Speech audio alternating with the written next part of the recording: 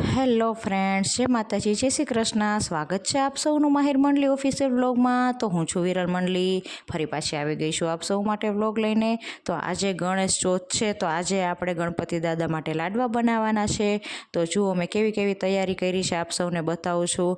તો આવી રીતે મેં છે ને મુઠિયા કરીને તળીને મિક્સરમાં ક્રશ પણ કરી લીધા છે. થોડી ઘણી ઓલમોસ્ટ તૈયારી આપણી થઈ ગઈ છે, થોડું ઘણું રેડી થઈ જ ગયું છે. અને માહિરને તો જો એની ટાઈમ મસ્તી સૂઝતી હોય, કોઈ દિવસ એ છોકરો સિરિયસ થતો જ નથી. ને આ ગોળ છે, તો આ પ્લાસ્ટિક બેગમાં જે છે એ ડબ્બાનો ગોળ છે, અને આ જે આપણે અંદર છે એ ડબ્બામાં એ કહીએ છીએ ભીલાનો ગોળ એ છે.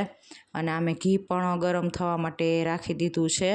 અને આજે ઘરમાં અડદની દાળ, ચૂરમાના લાડુ એ બધું બનવાનું છે, ભાખરીને બધું. અને માહિર જો તમને લોકોને મધની બોટલ પણ બતાવે છે. અને મેં પંચામૃત પણ રેડી કરી લીધું છે. અને જુઓ હવે મારું ચૂરમું પણ રેડી થવા જાય એવું છે. તો હવે લાડવા વાળવાની જ થોડીક વાર છે. તો હવે આપણે ગણપતિ પણ જારી લઈએ. તો ગણપતિ દાદાને આવી રીતે પંચામૃતથી માહિરના પપ્પા નવડાવશે.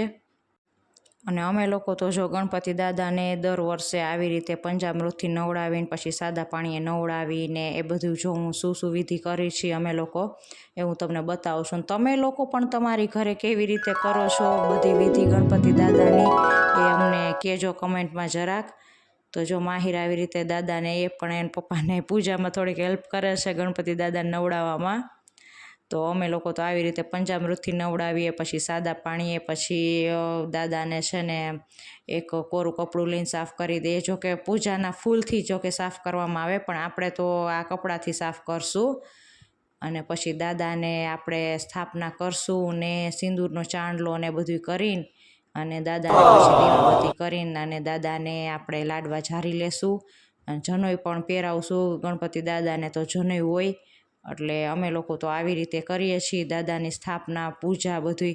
અને તમે લોકો કેવી રીતે કરો છો એ મને કમેન્ટમાં થોડુંક જણાવજો, એટલે મને પણ ખબર પડે. ને ન્યૂ કંઈક એડ કરવાની પૂજામાં એ પણ મને ખબર પડે કે મારાથી કાંઈ મિસ નથી થઈ જતું ને, તો એ એડ કરવાનું હોય તો એ પણ મને ખબર પડે. એટલે પ્લીઝ મને કમેન્ટમાં થોડુંક જણાવજો કે તમારી ઘરે તમે લોકો કેવી રીતે પૂજા કરો છો.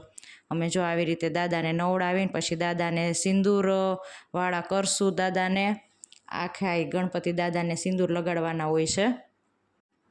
તો આજ તો મારો મોરલો એ મજાનો બેહી ગયો છે ગણપતિ બાપાને રીઝવવા માટે, એને રાજી કરવા માટે.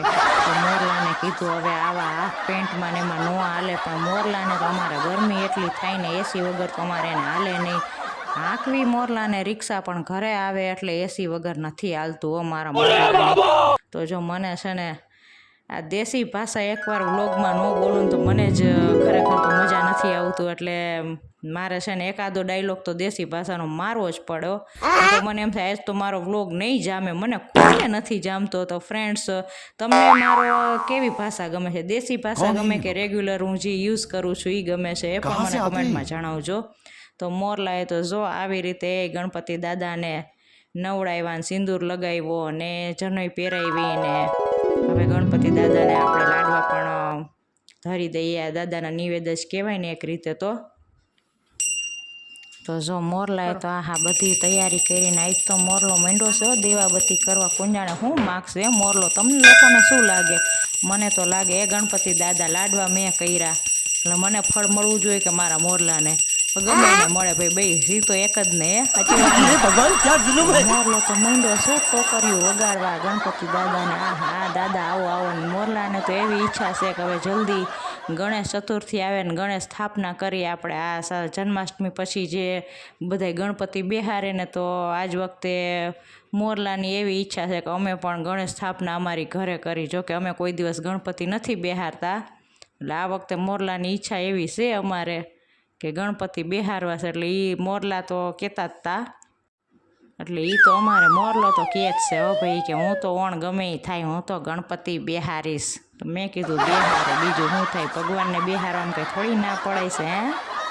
અને પછી તો હવે આ મોરલાને કોક કહ્યો કે આ પાછા વરે હવે આજ તો ગણપતિ દાદાની વાહે પડી ગયા છે. ગણપતિ દાદા એમ કહેતા હશે કે આજ તો પીસો ન મૂકે આ તારો મોરલો, મને એમ કહેતા હતા ગણપતિ દાદાએ. પણ હવે શું કરું ભાઈ, હવે આ મારા મોરલાને કોણ સમજાવે? પછી આ બધો કાર્યક્રમ પૂરો થયો ને પછી અમે તો નીકળી ગયા એ મોરલાની ગાડીમાં બેસીને પ્રાઇવેટ પ્લેનમાં દે ધનાધન મોરબી. અને હાંસ પડી ત્યાં મને તો ભૂખ લાગી ગઈ, તો હું તો માંડી વડાપાઉં ખાવા. એ તીખા વડાપાઉં ખાધા અને પછી ત્યાંથી અમે ગયા ભાઈજીની ઘરે, અને ત્યાંથી ગયા અમે ઈલાબેનની ઘરે. પણ ત્યાં અમે વાતુમાં એટલા બિઝી થઈ ગયા હતા. બિઝી, મને આવડી ગયું ઇંગ્લિશ હોય કાંઈ. અને પછી તો હાંસ પડે એ પાઉંભાજી ખાધી. અને માહિર તો કે મારે તો પુલાવ ખાવા છે. મેં કીધું બોલો મંડો ખાવા. જો પાછા ચારા કર્યા ને આ કોઈ દી સિરિયસ ન થાય અમારો માહિર તો. અને જો આજનો વિડીયો સારો લાગ્યો તો વિડીયોને લાઈક કરો, શેર કરો અને સબસ્ક્રાઈબ કરો ફ્રેન્ડ્સ.